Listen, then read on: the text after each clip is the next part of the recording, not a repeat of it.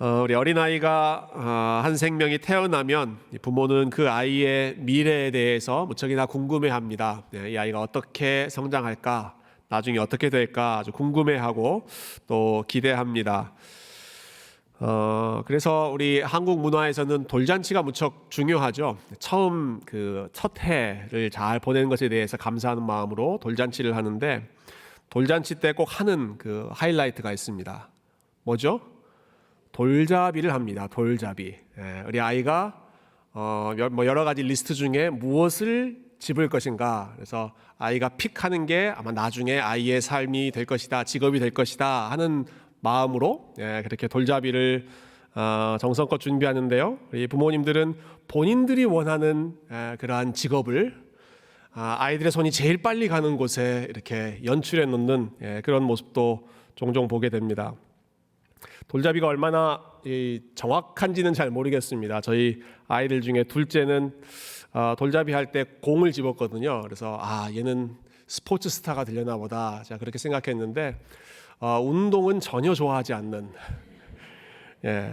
행여나 공 때문에 다칠까봐 밖에 나가는 거를 아주 조심스러워하는 그런 아이가 되어가고 있어서 이게 현실적으로 연결이 되는 것 같지는 않습니다만은, 그래도 여러분, 전 돌잡이가 한국만의 문화인 줄 알았는데요. 중국도 있고 일본도 있고 베트남도 있고 인도도 있고 다 첫 번째 생일 때 이런 비슷한 행사를 한다고 하는 걸 보면 자녀에 대한 기대감, 자녀의 미래에 대한 궁금증은 모든 만국 공통의 부모의 공통된 마음인 것 같습니다. 하나님의 마음도 저는 마찬가지라고 생각합니다. 하나님께서 우리를 하나님의 자녀로 삼으셨죠. 성경은 우리가 구원받는 것을 우리가 태어난다라고 비유합니다. 하나님의 자녀로 다시 태어났다. 18절 말씀을 먼저 한번 볼까요? 18절 같이 한번 읽어보겠습니다. 시작. 그가 그 피조물 중에 우리로 한 첫 열매가 되게 하시려고 자기의 뜻을 따라 진리의 말씀으로 우리를 낳으셨느니라. 어떻게 하셨다고요? 우리를 낳으셨다. 진리의 말씀으로 우리를 새로운 생명 태어났다. 하나님의 자녀로 우리를 새로운 신분, 새롭게 태어나게 하셨다 하는 거죠.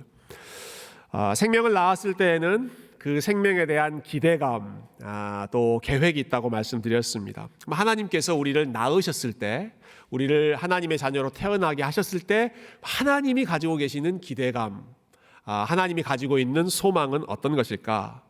저와 여러분을 향해서 너희는 이렇게 자랐으면 좋겠다, 이렇게 살았으면 좋겠다라고 하는 그 하나님의 바램, 그 말씀이 오늘 읽은 말씀부터 시작해서 야고보서 전체에 기록되어 있습니다. 그 중에 첫 번째 특징, 하나님이 우리를 낳으셨다라고 이야기하고 제일 먼저 이야기하는 내용이 19절 말씀인데요. 우리 19절 한 번 더 같이 읽어보겠습니다. 시작.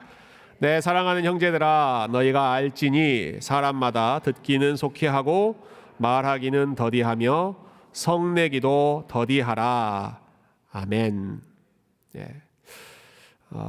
아멘이 잘 안 나오네요. 아마 이 말씀에 대한 부담감 때문이지 않을까 싶습니다. 이 말씀에 대해서 우리가 많이 듣고 잘 친숙하게 알지만 가장 찔리는 말씀 중에 하나가 말하기는 더디하며 성내기도 더디하라. 나의 부주의한 말 때문에 망쳐버린 일, 깨어진 관계, 또 나의 참지 못한 화 때문에 또 그르친 그러한 일들이 무척이나 많기 때문에 이 말씀 들을 때마다 참 부담스러운 말씀이다 하는 생각이 듭니다. 요즘에 섬김이반 클래스에서 저희가 다루는 주제가 성령의 9가지 열매인데요. 그 중에 지난주에 함께 나눴던 주제가 온유함이었습니다. 온유함, gentleness. 온유함. 근데 같이 대화를 나누는데 우리 성도님 한 분이 아주 솔직하게 이렇게 고백하시더라고요. 오늘 주제가 온유함이어서 자기는 올까 말까 무척이나 망설였다. 그날 아침도 가족들하고 한바탕 크게 일을 치르고 난 다음이어서 교회 가서 온유함에 대해서 이야기 나눈다는 것이 무척이나 부담스러웠다라는 심정을 솔직하게 나눠주셨습니다. 한두 사람의 이야기가 아니라 아마 모든 분들이 공통적으로 고민하는 주제, 내가 어떻게 하면 온유할 수 있을까? 어떻게 하면 성내기를 더디할 수 있을까? 이런 생각 여러분 많이 하실 것입니다. 이 말씀을 실행하기는 어렵지만 우리가 적어도 그래도 듣는 것이 말하는 것보다 중요하다는 것은 그 원리는 익히 잘 알고 있습니다. 화를 내는 것보다 화를 참는 것이 유익하다 하는 것도 이렇게 잘 알고 있죠. 굳이 성경만이 아니라 대부분의 일반적인 상식에서도 듣는 것의 중요성을 많이 강조하고 있는데요. 그렇지만 이 야고보서 1장 19절에 나와 있는 이 말씀은 그냥 일반적인 듣는 것이 사람들 간의 관계에 있어서 유익하다 하는 그 정도 수준이 아니라 훨씬 더 깊은 의미를 전달하고 있다고 생각합니다. 특히 그 앞뒤의 문맥을 우리가 좀 연결해 보면 더 그 의미를 분명하게 알 수 있을 것 같은데, 영어 성경 중에 킹 제임스 버전은요, 그래서 19절 말씀을 시작할 때 앞에 접속사 그러므로 therefore라고 하는 wherefore라고 하는 단어를 덧붙였는데요. 그렇게 하면서 18절하고 연결하는 겁니다. 18절, 하나님이 우리를 낳으셨다. 그러므로 무엇을 제일 먼저 해야 되는가? 듣기는 속히 하고. 하나님이 우리를 낳으셨을 때 하나님의 자녀로 태어난 사람들이 제일 먼저 해야 할 일이 듣기는 속히 하고 라고 하는 명령에 순종하는 것이죠. 또 이 명령에는 예외가 없습니다. 19절 다시 보시면 중간 부분에 사람마다 이런 표현이 나오죠. 너희가 알지니 사람마다, 모든 사람마다 라고 하는 뜻입니다. 영어에는 let every person, 모든 사람, 예외 없이, 어느 누구건 예외 없이, 뭐 성격이 급한 사람이건 좀 차분한 사람이건 예외 없이 누구나 모든 사람이 바로 듣기는 속히 하고 말하기는 더디하고 성내기는 더디하는 이러한 삶을 살아야 한다. 즉 거듭난 사람에게 첫 번째로 요구하시는 것이 이것이고 예외 없이 모든 사람들에게 요구하시는 것이 지금 이 말씀이다라고 하는 점에서 이 말씀이 얼마나 중요한 말씀인가 다시 한번 우리가 확인하게 됩니다. 자, 그렇다면 우리가 속히 들어야 할, 듣기는 속히 하라 하셨는데요. 빨리빨리 들어야 할 것은 무엇일까요? 우리가 속히 들어야 할 내용은 어떤 것일까요? 일반적으로 이 말씀을 우리는 사람과 사람 사이의 관계에서 먼저 1차적으로 생각하기 쉽습니다. 항상 사람들 사이에서 잘 듣지 못하고 또 성급하게 말하려고 하는 그런 경향이 많이 있기 때문에 들어야 되는데 잘 못 듣는다, 좀 아쉬운 마음을 갖는 것이죠. 물론 사람과 사람 사이의 관계에서도 이것이 필요한 말이지만 그러나 이 말씀은 무엇보다도 하나님과의 관계에서 먼저 적용되어야 할 말씀입니다. 하나님과의 관계에서 먼저 적용되어야 할 말씀. 뭘 보면 알 수 있느냐? 앞 뒤에 나오는 내용을 보면 이게 훨씬 더 분명해집니다. 이미 제가 18절 말씀에 하나님께서 우리를 진리의 말씀으로 낳으셨다. 진리의 말씀으로 낳으셨다. 말씀 강조하고 나서 그러므로 듣기는 속히 해라. 이렇게 지금 연결이 되잖아요. 또 이 말씀을 한 다음에 오늘 본문의 그 마지막 구절인 21절 말씀 보시면 21절은 이렇게 끝나요. 그러므로 모든 더러운 것과 넘치는 악을 내버리고 너희 영혼을 능히 구원할 바 마음에 심어진 말씀을 온유함으로 받으라. 마음에 하나님께서 심어 놓으신, 임플란트 해 놓으신 그 말씀을 온유함으로 받아라. 그러니까 야고보는 지금 말씀에 대한 관심이 무척 큰 것입니다. 말씀으로 낳으셨다, 말씀을 받아라, 그리고 다음 주에 계속 살펴보겠지만 말씀을 순종해라, 말씀대로 살아라 하는 그러한 말씀들이 계속 이어지거든요. 그 맥락에서 그 모든 것을 시작하면서 듣기는 속히 하고, 이 주제가 나오는 것은 하나님의 말씀을 듣는 것이 하나님 백성의 넘버원 우선순위이다라고 하는 것을 보여주고 있는 것입니다. 특히 이 당시에는 듣는 행동이 무척이나 중요했는데요.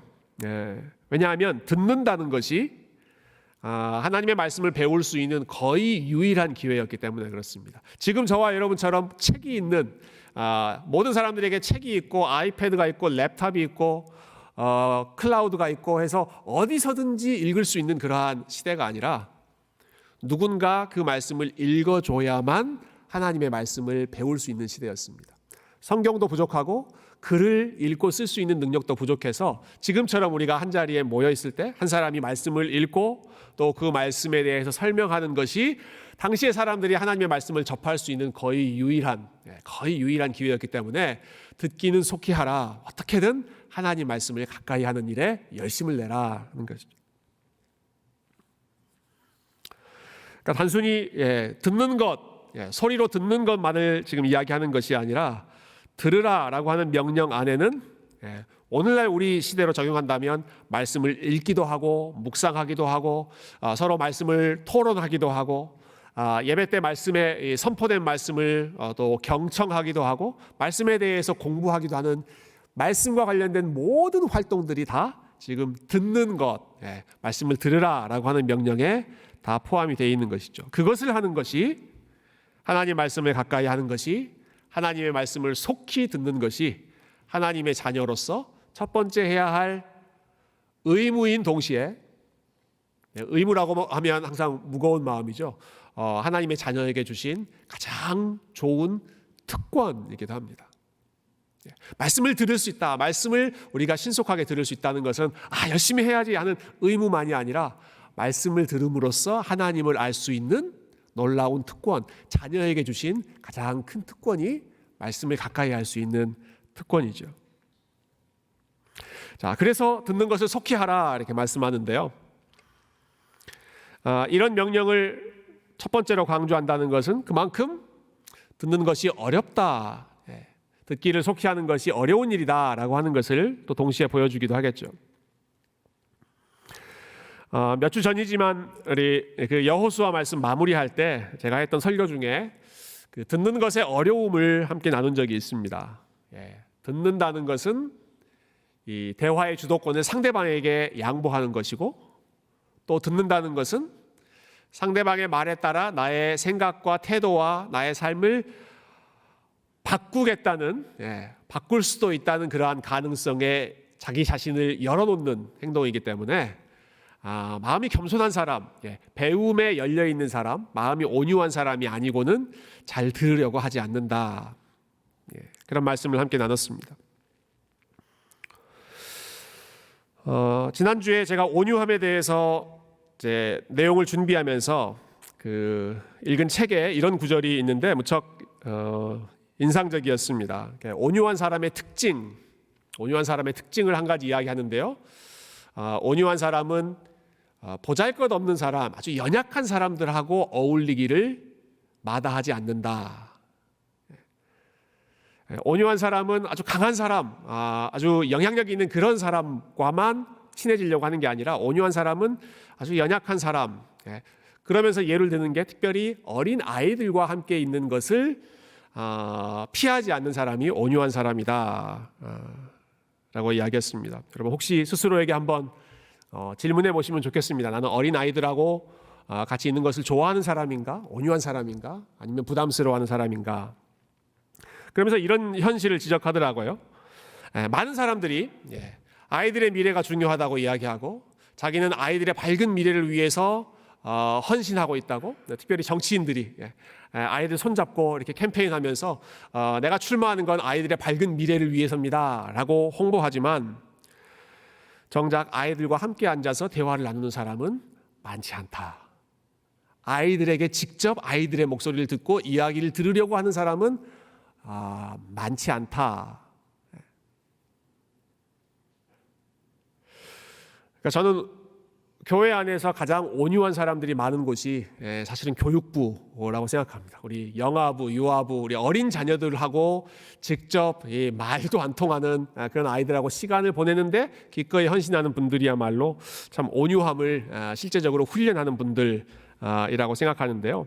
네, 이 지적하는 내용이 여러분 좀 동의가 되지 않으십니까? 아이들의 미래가 중요하다고 구호를 외치고 그것을 위해 살아야 된다고 이야기는 하지만 정작 아이들의 목소리를 실제로 들으려고는 하지 않는다는 거죠. 이렇게도 바꿔볼 수 있을 것 같습니다. 모두가 다 가족을 위해서 일한다라고 하지만 가족의 목소리에 실제로 귀를 기울이는 것은 또 별개의 문제이죠. 우리는 하나님 믿는 사람들이니까 하나님과 연관해서 또 이렇게 표현해 본다면 모두가 다 우리 주님을 위해 일한다, 주님을 위해 헌신한다 라고 하면서도 정작 주님의 음성에 귀를 기울이고 주님의 말씀을 듣는데 속히 하는 것은 또 다른 이유로 전혀 별다른 그런 이야기가 되기가 쉽습니다. 열심히 일하면서도 그것이 중요하다고 생각하면서도 실제로 그 말씀 앞으로 나아가는 것은 소홀히 하기가 쉽다 하는 것이죠. 대표적인 경우가 성경에 두 여인의 스토리가 나오는데요. 마르다와 마리아라고 하는 사람이 있죠. 자매입니다. 두 사람 다 예수님을 아주 사랑하고 예수님의 사역을 열심히 도왔던 사람들입니다. 근데 어느 날 이 언니인 마르다가 큰 시험에 빠지죠. 항상 예수님을 위해서 많은 일들을 준비하고 헌신했던 여인인데 그날도 예수님을 위해서 집을 오픈하고 집을 깨끗하게 청소하고 음식을 준비하고 하면서 아주 분주하게 돌아다녔습니다. 그런데 보니까 자기 동생인 마리아가 예수님 앞에 그냥 철퍼덕 앉아서는 예수님 말씀 듣는 일만 계속 눈치 없이 예수님 말씀만 듣고 있는 것입니다. 빨리 와서 좀 일도 도와주고 그래야 될 텐데 그때 마르다가 예수님께 질문하면서 컴플레인하죠. 예수님, 제 동생이 저는 도와주지 않고 계속 예수님 말씀만 저렇게 듣고 있는 것 그냥 가만히 내버려 두시겠습니까? 내 동생에게 명령해서 빨리 제 일을 좀 도와달라고, 이 일을 좀 준비할 수 있도록 도와달라고 명령을 내려주십시오. 이렇게 불평했을 때 여러분 예수님이 뭐라고 대답하십니까? 마르다야, 내가 많은 일로 염려하고 마음이 분주하지만 내 동생 마리아는 더 좋은 편을 선택하였다. 지금 마리아가 하는 일이 마르다가 하는 일보다 더 좋은 일이다라고 예수님께서 인정하시는 것이죠. 저는 마르다의 입장에서 봤을 때 이거 얼마나 서운한, 참 예수님이 얼마나 서운했을까라는 생각이 듭니다. 정말 열심히 준비하고 시간, 물질 다 헌신하면서 지금 모임을 준비하고 있는데 너보다 지금 마리아가 더 좋은 일을 하고 있다. 이거 얼마나 힘 빠지는 일입니까? 그 말씀을 읽을 때마다 좀 야속한 마음이 들기도 했습니다. 이렇게 참 마르다처럼 헌신된 일꾼을 예수님이 몰라봐 주시는구나. 좀 불편한 마음이 생기기도 하고요. 뭐 저 혼자만의 그냥 장난스러운 생각이긴 하지만 예수님이 목회를 안 해보셨구나 하는 생각이.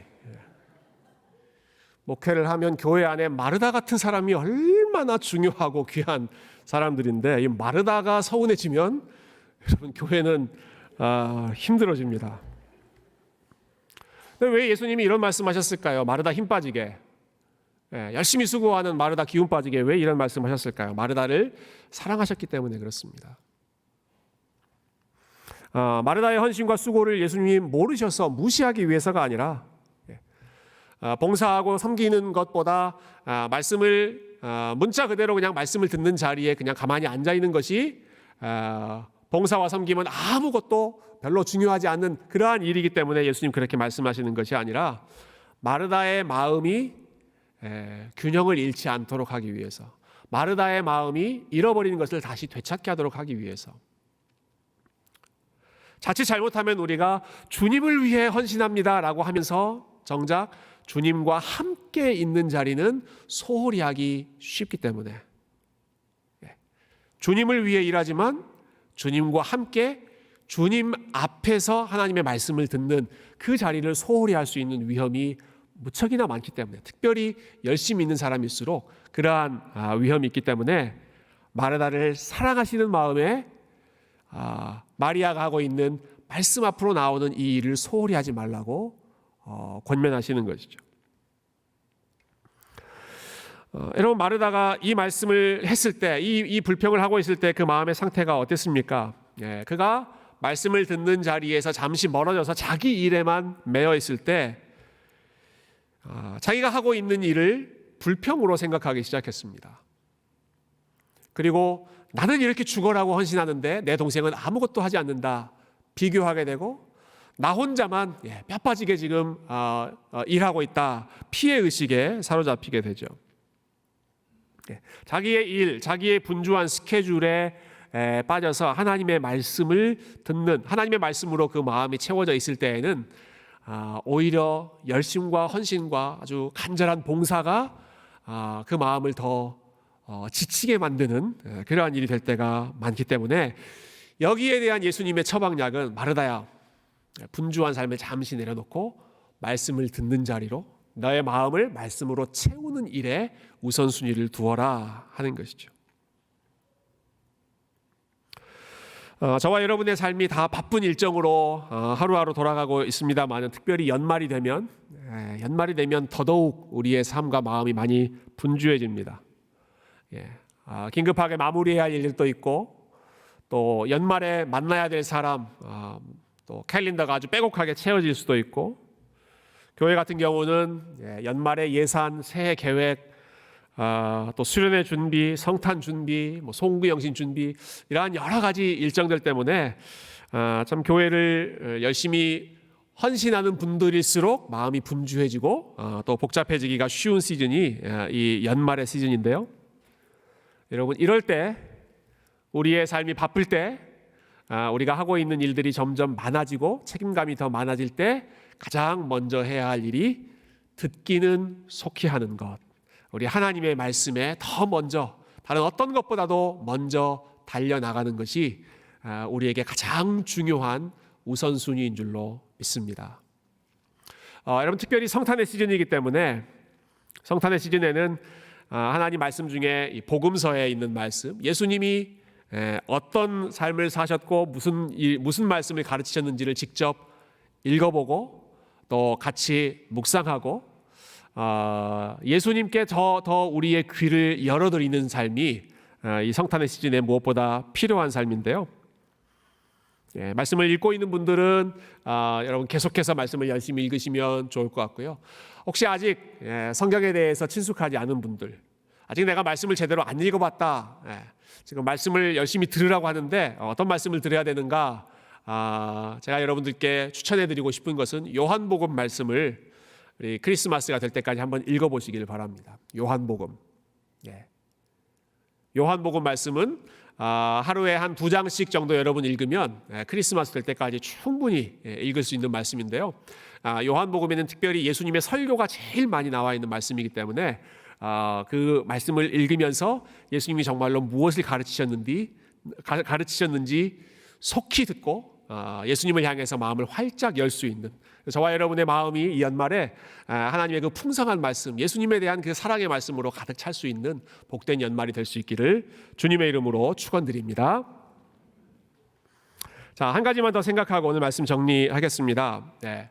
분주함 때문에 우리가 말씀에 귀 기울이는 것을 소홀히 할 수도 있지만 사실 더 근본적인 문제가 있습니다. 그것은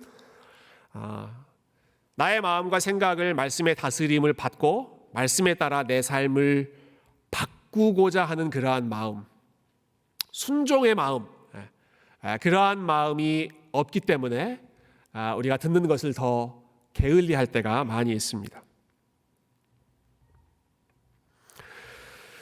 미국의 기독교 연구기관 중에 그 라이프웨이 리서치라고 하는 기관이 있는데요. 작년에 미국 전역에 걸쳐서 아주 대대적으로 설문조사를 했습니다. 미국 전역에 있는 크리스천들에게 지금 이 시대의 가장 큰 우상이 무엇인지, 지금 이 시대 살아가고 있는 우리에게 가장 큰 우상, 우리가 가장 중요하게 생각하는 것이 무엇인지 물어봤는데요. 여러분 그 중에 1등으로 꼽힌 게 무엇일까요? 이 시대의 우상, 현대인들의 대표적인 우상이 무엇일까요? 1번 돈, 2번 쾌락, 3번 성공, 4번 가족. 맞추시는 분들에게는 제가 100불 기프트 카드를 드리겠습니다. 뭘까요? 여기에 정답이 없습니다. 방금 들어있는 그 보기에는 정답이 없었고, 현대인들이 넘버원으로 꼽는 우상은 comfort였습니다. comfort, 편안함. 돈, 가족, 그런 거 제일 중요하게 생각할 것 같은데 아니요.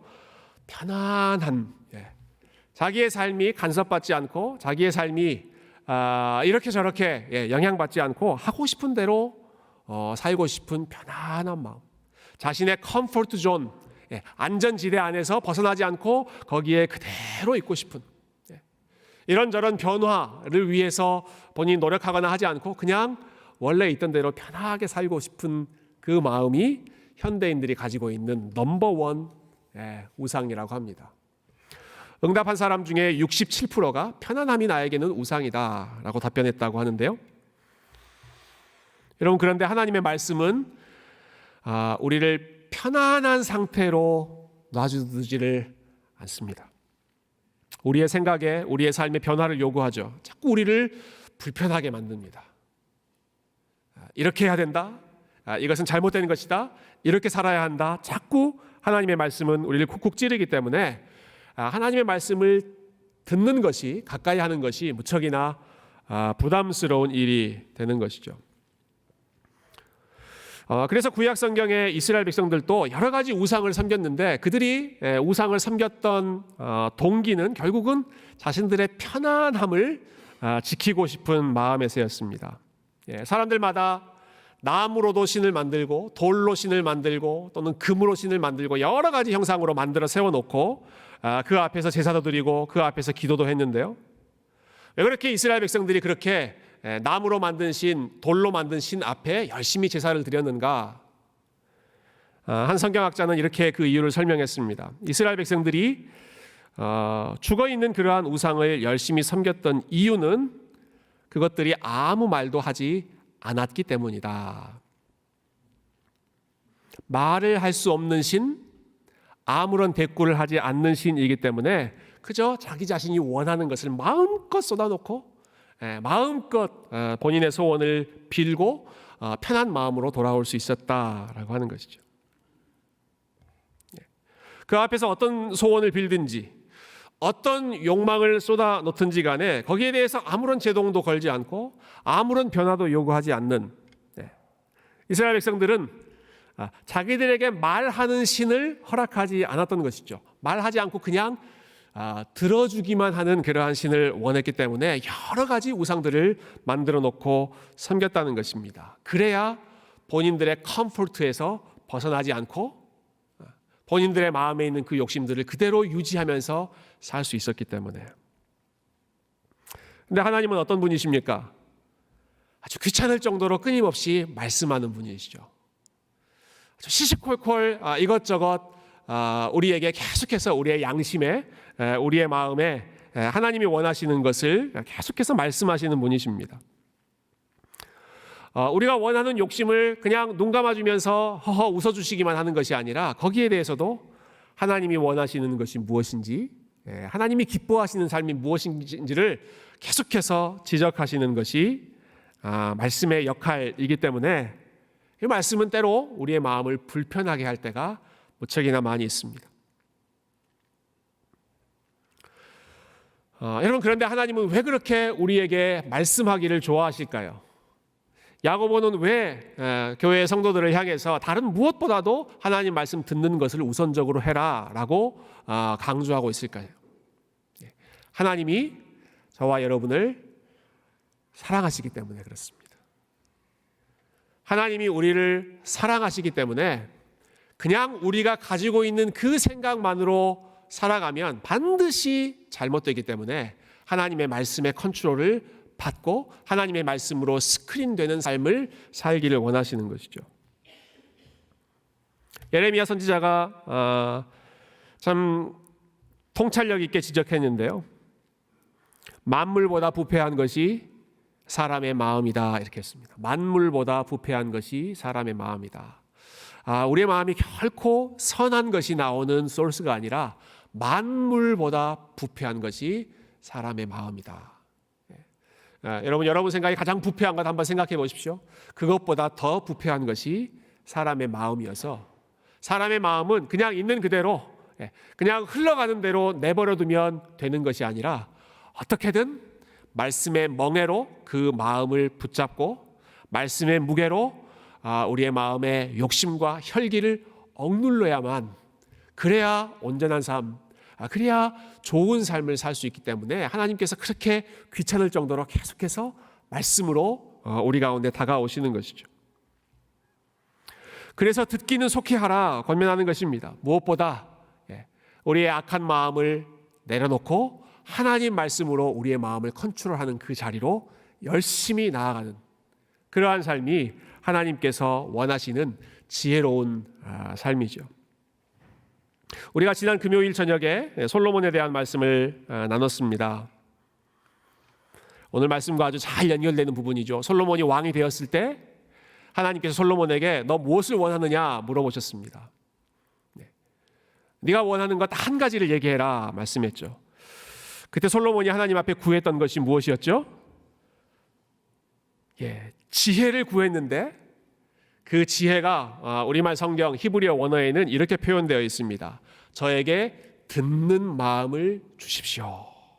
듣는 마음을 주십시오. 이렇게 이야기합니다. 들을 수 있는 마음, 하나님의 음성, 하나님의 뜻, 하나님의 마음에 귀를 기울이고 들을 수 있는 그 마음을 주십시오. 하나님, 제가 왕이 되었지만 이 나라는 나의 지혜로, 나의 생각으로, 나의 욕심으로 다스릴 수 있는 나라가 아니라 하나님, 내 삶은 내 생각으로 참 인도할 수 있는 그러한 삶이 아니라 하나님으로부터 듣지 않고는 듣는 마음 없이는 도저히 나라도 다스릴 수 없고 도저히 내 삶도 온전히 서 있을 수 없기 때문에 하나님, 무엇보다 저에게 듣는 마음을 주십시오. 자신의 한계를 알았기 때문에 그렇습니다. 자기가 지혜롭지 않은 존재라는 것을 알았기 때문입니다. 솔로몬이 가지고 있는 생각은 이리저리 치우쳐서 그 마음속으로부터는 온갖 부패한 것이 나온다는 것을 너무나 잘 알았기 때문에 그가 하나님 앞에 무엇보다 먼저 듣는 마음을 구했고, 솔로몬의 마음과 솔로몬의 귀가 듣는 마음으로 열려져 있을 때에는 하나님과 동행하며 순종하는 삶, 하나님께 영광 돌리는 삶을 살았지만 그의 귀가 닫히고 그의 마음이 닫히고 듣는 마음이 사라지기 시작했을 때에는 그가 얼마나 악한 길로 갔는지 우리가 말씀을 통해서 너무나 잘 알고 있습니다.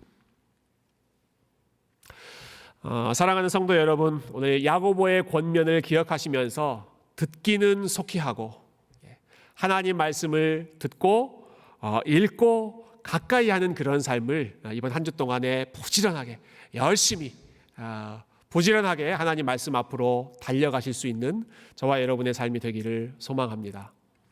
우리의 공허한 마음을, 우리의 분주한 마음을 하나님의 말씀으로 채워서 질서를 회복하고 이리저리 치우쳐 있는 우리의 마음과 생각을 하나님의 말씀으로 다시 한번 중심을 잡아서 하나님이 기뻐하시는 삶, 예수님이 어떤 분이신지, 예수님이 무엇을 기뻐하시는지 우리의 귀를 열고 마음을 활짝 열고 주님을 더 깊이 알아가는, 시편 기자가 고백한 것처럼 여호와의 율법을 주야로 묵상하는 자가 복이 있는 자, 하나님의 말씀을 가까이 하는 복 있는 자 다 되시기를 주님의 이름으로 축원드립니다. 함께 기도하겠습니다.